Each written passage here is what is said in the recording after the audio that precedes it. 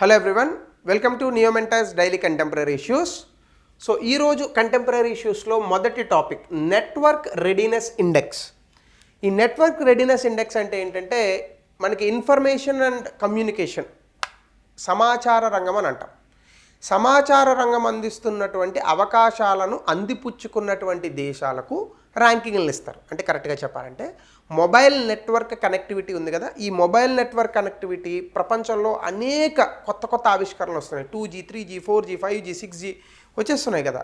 ఇలాంటి ఆపర్చునిటీస్ని ఏ దేశాలైతే అందిపుచ్చుకొని ఆ దేశంలో ఉన్నటువంటి పౌరులకు ఈ మొబైల్ కనెక్టివిటీ, ఇంటర్నెట్ కనెక్టివిటీని ఇస్తున్నారో వాళ్ళకి ర్యాంకింగ్లు ఇవ్వడమే ఈ నెట్వర్క్ రెడీనెస్ ఇండెక్స్ అనేటటువంటి. ఇందులో భారతదేశం ఇటీవల కాలంలో చాలా అద్భుతమైనటువంటి ర్యాంకును పొందింది. గతంలో 2023లో 60వ ర్యాంకులో ఉన్నటువంటి భారతదేశం ఇప్పుడు దాదాపుగా 11 ర్యాంకులు మెరుగుపడి 49వ ర్యాంకింగ్కి వచ్చింది 2024లో.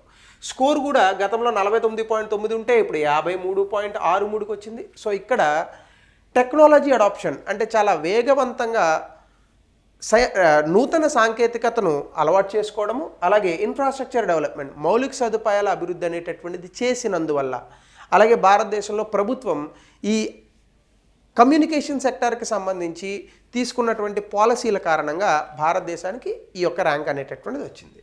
అలాగే కీ టెక్నాలజికల్ అడ్వాన్స్మెంట్ ఏం చేశారు, కృత్రిమ మేధస్సుని రీసెర్చ్ కోసము, సిటిజన్ సెంట్రిక్ అంటే ప్రజలకి కావాల్సినటువంటి అప్లికేషన్స్ కోసము వాడడం అనేటటువంటిది main important. 2 mobile network and broadband. ఈ మధ్యకాలంలో కనెక్టివిటీ అనేటటువంటిది చాలా వేగంగా పెరిగింది. కనెక్టివిటీ చాలా బెటర్గా ఉంది. అంటే మీకు రూరల్ ఏరియాస్లో, అర్బన్ ఏరియాస్లో 2 చోట్ల కూడా 5G అంతే వేగంగా వస్తుంది. So every one is now getting internet in their mobile phones. ఇది కూడా ప్రభుత్వం ఇచ్చినటువంటి ఇన్ఫ్రాస్ట్రక్చర్ డెవలప్మెంట్ కారణంగానే జరిగింది. సో దీని కారణంగా మనకి మంచి ర్యాంక్ వచ్చింది. అలాగే digital infrastructure and innovation. So digital వరల్డ్లో సంబంధించినటువంటి మౌలిక సదుపాయాలు కానీ, అందులో నూతన ఆవిష్కరణలు కానీ, అలాగే research and development, technological readiness అంటే మనకున్నటువంటి ఈ యొక్క నూతన సాంకేతికతను ఇంకా పెంచడానికి ప్రభుత్వం చేస్తున్నటువంటి R&D కానీ, వీటి కారణంగా మనకి ఈ యొక్క గవర్నమెంట్ ఇనిషియేటివ్స్ కారణంగా కూడా మనకి ఈ కమ్యూనికేషన్ సెక్టార్లో బెటర్ ర్యాంక్ అనేటటువంటిది వచ్చిందనమాట. అలాగే global leadership and future outlook. ఇప్పుడు ప్రపంచ దేశాల్లో చైనా మినహా మిగతా ఏ దేశాలకి కూడా 100 కోట్లకు మించినటువంటి జనాభా లేదు. కానీ అలాంటి భారతదేశంలో, సరే చైనాని కాసేపు పక్కన పెట్టండి, భారతదేశంలో 140 కోట్ల మందికి ఏ రకమైన ఇబ్బంది లేకుండా, సరే మధ్య మధ్యలో కొన్ని ఇంటర్నెట్ ఇబ్బందులు ఉండొచ్చు, అక్కడక్కడ కనెక్షన్స్ రాకపోవచ్చు, వేరే సంగతి. బట్ మోర్ ఆర్ లెస్ మనకి ఎవ్రీడే దట్ వీఆర్ సాటిస్ఫైడ్. మనకు వస్తున్నటువంటి ఇంటర్నెట్ స్పీడ్స్తో కానీ, మనకున్న ఇంటర్నెట్ ఛార్జ్ చాలామంది 399 రూపాయలు చాలా ఎక్కువ అంటున్నారు. కానీ ప్రపంచ దేశాలతో పోలిస్తే ఇది చాలా తక్కువ. సో దీని కారణంగా మనకి ప్రపంచంలోనే భారతదేశం అగ్రగామిగా నిలుస్తోంది. కాబట్టి ఇండియా గ్రోయింగ్ ఇన్ఫ్లుయెన్స్, ప్రపంచవ్యాప్తంగా మనకు పెరుగుతున్న ఆదరణ అనేటటువంటిది కానీ, అలాగే ఈ రంగంలో మనకు వస్తున్నటువంటి పెట్టుబడులు కానీ, అలాగే భారతదేశం రానున్నటువంటి రోజుల్లో దీనికి సంబంధించినటువంటి నూతన సాంకేతికత ఆవిష్కరణలు కానీ ఇండియాని చాలా బెటర్ ప్లేస్లో ఉంచడానికి హెల్ప్ అవుతాయి. సో అది మన తాలూకా first topic. 2 go to global destination for 2025. అమెరికాలో ఒక జర్నల్ ఉంది, మనకి ఈ పేరు మీరు వినే ఉంటారు, వాల్ స్ట్రీట్ జర్నల్ అంటారు. ఈ వాల్ స్ట్రీట్ జర్నల్ అనేటటువంటిది వెరీ ఇన్ఫ్లుయెన్షియల్ జర్నల్. ఈ జర్నల్లో భారతదేశంలో ఒక ప్రాంతము, చాలా అద్భుతమైనటువంటి ప్రాంతం పర్యాటక రంగానికి అని చెప్పి ఈ మధ్యకాలంలో పబ్లిష్ అయింది. ఆ పేరు కూడా ఏమి ఇచ్చారంటే go to global destinations for 2025. ఇదేంటంటే వాల్ స్ట్రీట్ జర్నల్లో వచ్చేటటువంటి ఒక ఆర్టికల్ ఇది. ఇందులో మన దేశంలో మధ్యప్రదేశ్కి స్థానం దక్కింది. సో ఇక్కడ బేసికల్గా ఏం చెప్తారంటే హెరిటేజ్ అంటే మనకున్నటువంటి సాంస్కృతిక సాంప్రదాయ ప్రదేశాలు, అలాగే వైల్డ్ లైఫ్ అంటే అడవులు ఇవన్నీ, అలాగే స్టన్నింగ్ ల్యాండ్స్కేప్స్, చాలా అద్భుతంగా కనిపించేటటువంటి ల్యాండ్స్కేప్స్, వీటిల్లో ఏ ఏ ప్రాంతాల్లో మీరు ప్రపంచంలో చూడొచ్చు అనేది ఇక్కడ వేస్తారు. చాలామంది ఈ జర్నల్లో ఉన్నటువంటి ఇన్ఫర్మేషన్ ఆధారంగా తీసుకుని టూరిజం ప్లేసెస్కి వెళ్తారు. అయితే ఇప్పుడు మనకి మధ్యప్రదేశ్కి ఆ స్థానం దక్కింది. Madhya Pradesh recognised as top global destination for 2025. ప్రపంచంలోనే చాలా అద్భుతమైనటువంటి డెస్టినేషన్గా మనకి పేరు వచ్చిందనమాట. సో ఎందుకు వచ్చింది అసలు అంటే, ముందు యునెస్కో వరల్డ్ హెరిటేజ్ సైట్స్ ఉండడం, ఖజురహో టెంపుల్ ఇది ఎప్పుడో నుంచో వచ్చినాయి. ఆ ఖజురహో టెంపుల్స్ కూడా మీకు తెలిసే ఉంటుంది. సో బయట ఒక రకమైనటువంటి నగ్నంతో ఉన్నటువంటి బొమ్మలు ఉంటాయి. అలాగే పన్నా టైగర్ రిజర్వ్ ఇక్కడ న్యాచురల్ బ్యూటీకి గాను చెప్పారు. అలాగే బాంధవ్గర్ టైగర్ రిజర్వ్, అలాగే వైల్డ్ లైఫ్ శాంచురీ. సో ఈ ప్రాంతాన్ని వైల్డ్ లైఫ్ గురించి చెప్పారు. అలాగే 9 టైగర్ రిజర్వ్స్, కల్చరల్ ఫెస్టివల్స్ ఉన్నాయి, 9 టైగర్ రిజర్వ్లు ఉన్నాయి. అలాగే సాంస్కృతికంగా జరిగేటటువంటి పండుగలు, వీటన్నిటి చేత మధ్యప్రదేశ్కి ఈ యొక్క స్థానం అనేటటువంటి దక్కింది. అలాగే దీని కారణంగా మనకి ఏమవుతుంది, టూరిజం బూస్ట్. ప్రపంచవ్యాప్తంగా ఎవరెవరైతే ఔత్సాహికులు ఉంటారో పర్యాటక రంగానికి సంబంధించి యాత్రికులు, ప్రపంచ యాత్రికులు ఎవరైతే ఉంటారో వీళ్ళంతా కూడా ఇప్పుడు ఖచ్చితంగా ఈ ప్రాంతాన్ని, ఇక్కడ ఉన్నటువంటి ఈ న్యాచురల్ బ్యూటీని కానీ, వైల్డ్ లైఫ్ని కానీ, లేదా కల్చరల్ హెరిటేజ్ని కానీ, ఇక్కడ ఉన్న చరిత్రను తెలుసుకోవడానికి వస్తారు. దీని కారణంగా మధ్యప్రదేశ్ అనేటటువంటిది గ్లోబల్ టూరిజం మ్యాప్లో మంచి స్థానాన్ని సంపాదించుకుంటుంది. సో దీని కారణంగా మధ్యప్రదేశ్ టూరిజం అనేటటువంటిది పెరుగుతుంది. సో దీన్ని ఇప్పుడు బాగా ప్రమోట్ చేస్తున్నారు. Even Madhya Pradesh tourism board international platforms అంటే అంతర్జాతీయంగా మధ్యప్రదేశ్ని చాలా ప్రమోట్ చేస్తుంది. అలాగే దీని కారణంగా మనకి అవేర్నెస్, గ్లోబల్ అవేర్నెస్, అంటే ఇండియాలో అమ్మో ఇన్ని ప్రాంతాలు ఉన్నాయా, మనం అసలు చూడలేదు అని చాలామంది ఇండియా గురించి తెలుసుకొని పర్యాటక రంగానికి వస్తారు. భారతదేశానికి పర్యాటక రంగంలో చాలా అద్భుతమైన పొటెన్షియల్ ఉందండి. ఎందుకంటే మనకి విపరీతమైన తీరరేఖ ఉంది, చాలా అద్భుతమైనటువంటి అడవులు ఉన్నాయి, పురాతన కాలంలో కట్టినటువంటి కట్టడాలు ఉన్నాయి. అది కూడా అన్యమతస్థులు, ఒక మతం అని కాదు, అన్యమతస్థులు ఉన్నారు, ఇక్కడ ఉన్నటువంటి మతాలు ఉన్నాయి. బుద్ధిజం, జైనిజం, ముస్లిమ్స్, ఇస్లాం కట్టినటువంటి కట్టడాలు, హిందూయిజంలో కట్టినటువంటి కట్టడాలు, పురాతన కట్టడాలు ఎన్నో ఉన్నాయి. సో వీటన్నిటినీ కూడా మనం టూరిజంకి కనుక ప్రమోట్ చేస్తే భారతదేశం ప్రపంచంలోనే టూరిజంలో నెంబర్ 1 అవడానికి చాలా అద్భుతమైన అవకాశాలు ఉన్నాయి. అలాగే భారతదేశం కూడా చాలా బాన్హమీ రిలేషన్స్ మెయింటైన్ చేస్తుంది. ఈవెన్ ఫారినర్స్ వస్తే మనం చాలా గౌరవిస్తాం. అక్కడక్కడ చెదురుమదురు ఘటనలు జరగడం వేరే సంగతి.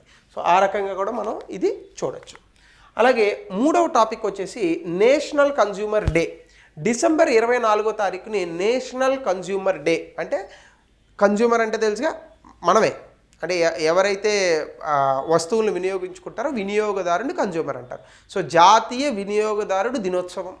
సో దీనిని ఈ మధ్యకాలంలో ప్రతి సంవత్సరం కూడా సెలబ్రేట్ చేస్తున్నారు. 2024 డిసెంబర్ 24ను కూడా సెలబ్రేట్ చేశారు. ఇది ఎందుకంటే ఒక కన్జ్యూమర్కి, అంటే మనకి ఏ రకమైనటువంటి హక్కులు ఉంటాయి, ఏ రకమైనటువంటి రెస్పాన్సిబిలిటీస్ అంటే బాధ్యతల్ని వ్యాపారవేత్తలు తీసుకోవాలి, అంటే ఒక వినియోగదారుడికి ఏ రకమైనటువంటి హక్కులు ఉంటాయనేటటువంటి అవగాహనను ప్రజలకు కల్పించడానికి ఈ దినోత్సవాన్ని జరుపుతూ ఉంటారు.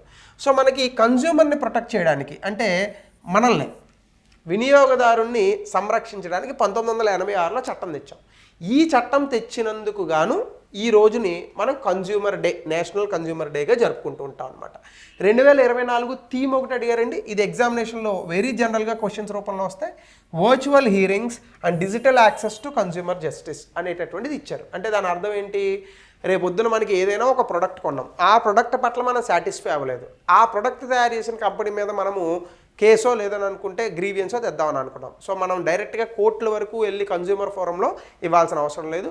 దీనికి సంబంధించి కొత్త యాప్స్ను కూడా రిలీజ్ చేశారు, అందులో మనం కంప్లీట్ చేయొచ్చు.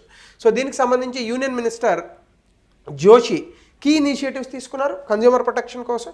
జాగో Grahak Jago app, Jagriti app, Jagriti dashboard, ఇవన్నీ కూడా మనకి సంబంధించినటువంటి, అంటే జనాల్ని ఈ కన్జ్యూమర్ రైట్స్కి సంబంధించి జాగృతం చేయడానికి ఈ యొక్క యాప్లు తీసుకొచ్చారనమాట. సో ఇందులో మనము డిజిటల్ యాక్సెస్ని పెంచవచ్చు, కన్జ్యూమర్ అవేర్నెస్ తీసుకురావచ్చు, రెడ్రెసల్ మెకానిజం అంటే కంపెనీస్ మీద, ప్రొడక్ట్స్ మీద మనకి ఏమైనా కంప్లైంట్స్ ఉంటే వాటిని వేసి మనం జస్టిస్, న్యాయం పొందేటటువంటి అవకాశం ఉంటుంది.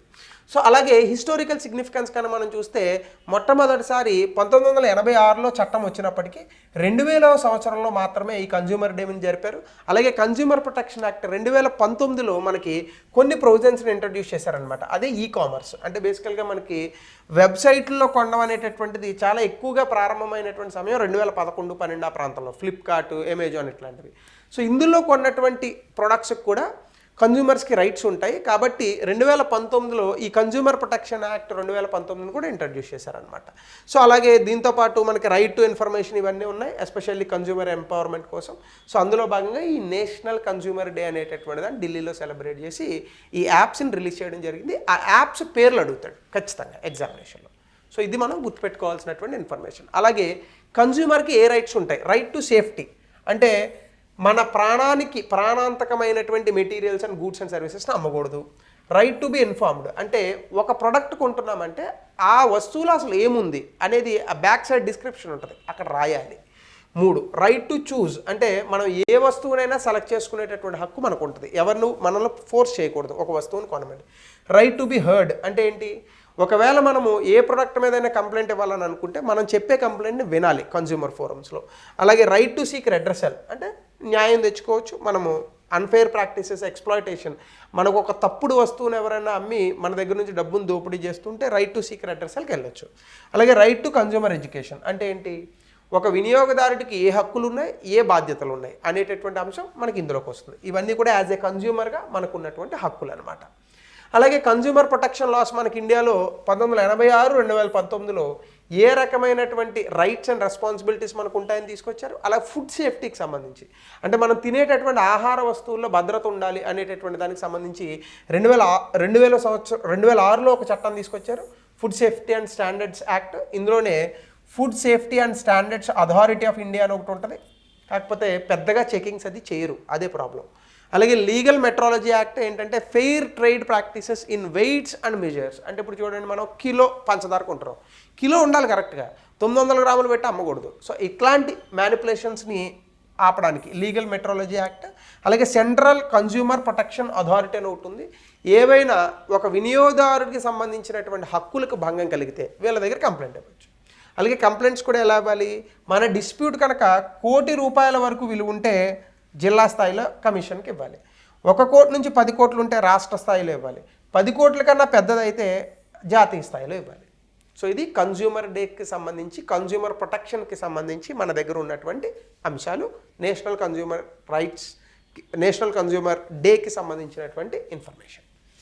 ఇక next topic, no detention rules in schools. ఈ మధ్యకాలంలో కేంద్ర ప్రభుత్వం 8వ క్లాస్ వరకు పిల్లలు పాస్ అవ్వకపోయినా నెక్స్ట్ క్లాస్కి పంపించండి అనేటటువంటి ఒక రూల్ని పెట్టింది, దాని పేరు నో డిటెన్షన్. ఇప్పుడు ఈ రూల్ని క్యాన్సిల్ చేసింది కేంద్ర ప్రభుత్వం. మీరు కనుక చూస్తే నో డిటెన్షన్ పాలసీ 5వ క్లాస్ నుంచి 8వ క్లాస్ వరకు ఉన్నటువంటి నో డిటెన్షన్ పాలసీని తీసేశారు. స్టూడెంట్స్ ఎవరైనా కనుక ఈ క్లాసులో ఫెయిల్ అయితే ఖచ్చితంగా 2 నెలల్లో మళ్ళీ ఈ సప్లిమెంటరీ ఎగ్జామ్స్ ఉంటాయి కదా, అవి రాసుకొని మళ్ళీ పాస్ అవ్వాల్సి ఉంటుంది, అదర్వైజ్ అదే క్లాస్లో ఉంటారనమాట. అగైన్ ఆ అకాడమిక్ ఇయర్ చదవాల్సి ఉంటుంది. సో ఇది దాదాపుగా ఏ స్కూల్స్కి వర్తిస్తుందంటే 3,000 స్కూల్స్, సెంట్రల్లీ రన్ స్కూల్స్, కేంద్ర ప్రభుత్వం ఆధీనంలో ఉన్న కేంద్ర విద్యాలయాస్, సైనిక్ స్కూల్స్, నవోదయ విద్యాలయాస్, వీటన్నిటికీ కూడా ఇది వర్తిస్తుంది. అలాగే స్టేట్ స్పెసిఫిక్ కనుక మనం చూస్తే 16 రాష్ట్రాలు, 2 యూనియన్ టెరిటరీలు ఢిల్లీతో సహా దీన్ని ఇంప్లిమెంట్ చేశాయి. హర్యానా, పుదుచ్చేరి ఇంకా ఫైనలైజ్ చేయలేదు, వాళ్ళు కూడా ఇంప్లిమెంట్ చేస్తారు త్వరలో. టీచర్స్, పేరెంట్స్ ఎవరెవరైతే పిల్లలు ఫెయిల్ అయ్యారో వాళ్ళకి హెల్ప్ చేయాల్సి ఉంటుంది. దాంతోపాటుగా స్పెషల్ టీచింగ్ ఇన్పుట్స్, ఎవరైతే ఫెయిల్ అయ్యారో వాళ్ళకి స్పెషల్ క్లాసెస్ అనేటటువంటివి కూడా కండక్ట్ చేసి వాళ్ళు పాస్ అయ్యేటటువంటి విధంగా చర్యలు తీసుకోవాల్సి ఉంటుంది. అలాగే ఇంకొకటి చూస్తే దీనివల్ల వచ్చేటటువంటి ప్రభావాలు ఏంటి అని కనుక చూస్తే, students cannot be expelled from schools before completing elementary education. అంటే స్టూడెంట్స్ని ఎలిమెంటరీ ఎడ్యుకేషన్ అవ్వకుండా స్కూల్ నుంచి పంపించలేనటువంటి ఒక పరిస్థితులు వస్తాయి. అంటే students cannot be expelled from school before completing elementary education, అంతే కదా. ఎలిమెంటరీ ఎడ్యుకేషన్ నుంచి బయటికి వెళ్ళడానికి ఉండదు, ఖచ్చితంగా వాళ్ళు పాస్ అవ్వాల్సిందే. దీంతోపాటు ఇంప్రూవింగ్ అకాడమిక్ స్టాండర్డ్స్, అసలు పాస్ అవ్వకపోతే ఇంక చదవడం ఎందుకు, డైరెక్ట్గా బయటకెళ్ళి 9వ క్లాస్లోనే వేయచ్చు కదా. క్లాస్ 5వ క్లాస్ పాస్ అయితేనే కదా మనకి 5వ క్లాస్ చదివాడు వాడు అనేది తెలిసేది. సరే మార్క్స్, మగ్గింగ్ అప్పు, బట్టి కొట్టడం తర్వాత సంగతి, కనీసం 2 అక్షరాలను చదువుతాడు వాడు ఎగ్జామ్ కోసం. సో ఇందులోనే ఫెయిల్ అయినా కూడా 6th క్లాస్కి వెళ్ళాలని అనుకుంటే ముందే ఇచ్చేస్తున్నాం మనం ఒక చాయిస్. సో అది ఉండకూడదు, స్టాండర్డ్స్ పెరగాలి, ప్రమాణాలు. సో అలాగే no detention policy automatic promotion అనేటటువంటి దాన్ని తీసుకొచ్చింది. ఇప్పుడు దీన్ని ఇప్పటి వరకు ఉంది, ఈ రోజు వరకు దీన్ని క్యాన్సిల్ చేశారు. అలాగే ఈరోజు లాస్ట్ టాపిక్ మనకి ఇస్రో వాళ్ళు PSLV C60 స్పేడెక్స్ మిషన్ అనేటటువంటి దాన్ని ప్రయోగించనున్నారు.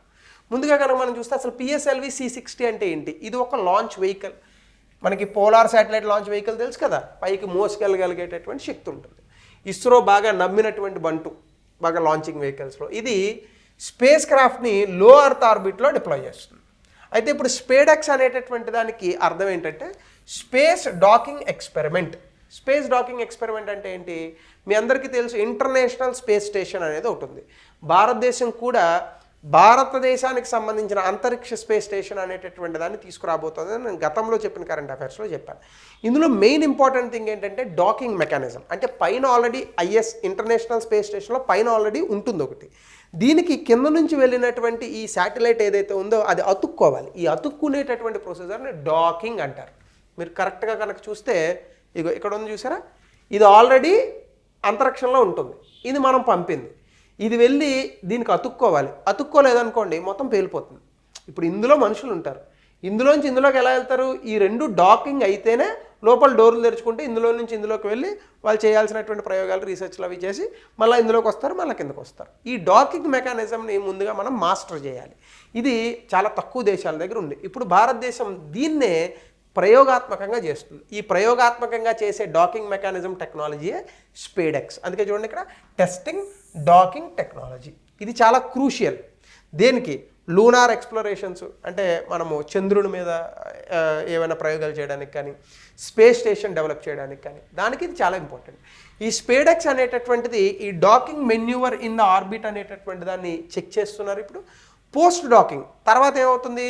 Power transfer systems crucial for future cooperative machines. అంటే మీకు చెప్పాను కదా, డాకింగ్ మెకానిజం అయినప్పుడే దీని నుంచి అందులోకి కొన్ని ట్రాన్స్ఫర్స్, దాని నుంచి ఇందులో కొన్ని ట్రాన్స్ఫర్స్, ఇలా రకరకాలుగా ఉంటాయి. ఇప్పుడు ఫర్ ఎగ్జాంపుల్ పైన ఉన్నది ఇండిఫినిట్ ఫ్యూయల్ ఉండదు కదా, అందులో సోలార్ ప్యానల్స్ వీటితో పనిచేస్తుంది.